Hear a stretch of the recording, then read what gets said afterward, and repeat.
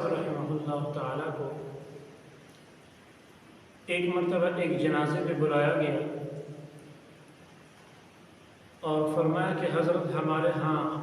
ایک شخص کا انتقال ہو گیا ہے اور اس کا جنازہ آپ نے پڑھانا ہے۔ شیخ سعدی رحمہ اللہ تعالیٰ جب جنازے پر پہنچے تو جب جنازہ تیار ہوا تو حضرت شیخ سعدی رحمۃ اللہ علیہ نے پہلی صف میں سے ایک نوجوان کو بلایا اور نوجوان سے فرمایا کہ یہ جو سامنے چارپائی پر میت پڑی ہوئی ہے،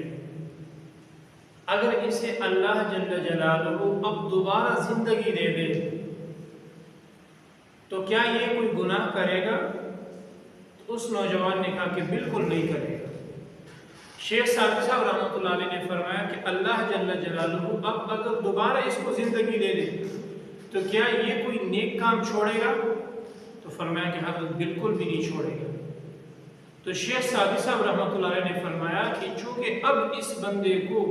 دوبارہ زندگی نہیں مل سکتی، ایک مرتبہ جب ایک انسان اس دنیا سے چلا جاتا ہے اور اس کا انتقال ہو جاتا ہے، اب دوبارہ اس کو زندگی نہیں ملتی۔ اب اس کے پاس موقع نہیں ہے کہ گناہوں سے توبہ کرے، اس کے پاس موقع نہیں ہے کہ وہ نیک اعمال کرے، لیکن اے نوجوان، میرے اور آپ کے پاس تو ابھی موقع ہے نا، یہ تو اب دوبارہ اٹھ کے زندہ نہیں ہو سکتا۔ ہم اور آپ لوگ تو زندہ ہیں، ہمارے پاس تو موقع ہے، اب اللہ جانے کتنا موقع ہے، سال ہے، مہینہ ہے، 10 سال ہے، جتنے بھی ہیں، تو چاہیے کہ ہم مرنے سے پہلے مرنے کی تیاری کر لیں، اللہ جل جلالہ کی رضا والے اعمال کر لیں، جناب محمد رسول اللہ صلی اللہ علیہ وسلم کے مبارک طریقوں کو اپنا لیں۔ ایسا نہ ہو کہ موت آ جائے اور ہم یہاں سے خالی ہاتھ چلے جائیں،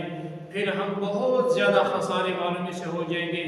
پھر اس کے بعد دوبارہ پھر توبے کی مہلت بھی نہیں ہے۔ لہٰذا چاہیے کہ یہ جو اب اللہ نے ہمیں ایک موقع دیا ہے، زندگی دی ہے، اس وقت سے فائدہ اٹھاتے ہوئے ہم اللہ جل جلالہ کو راضی کریں، تاکہ کل قیامت کے دن ہمیں اس پر پچھتانا نہ پڑے، ہمیں اس پر شرمندہ نہ ہونا پڑے زندگی کے اوپر، اور اللہ جل جلالہ ہم اور